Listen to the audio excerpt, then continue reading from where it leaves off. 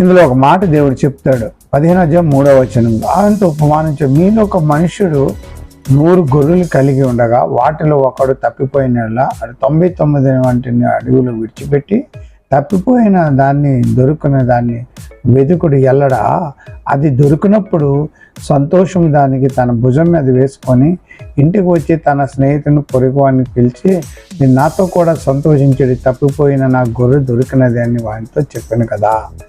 ఈ మానవ జాతి అంతా తప్పిపోయిందండి. దేవుడి దగ్గర నుంచి తప్పిపోయారు.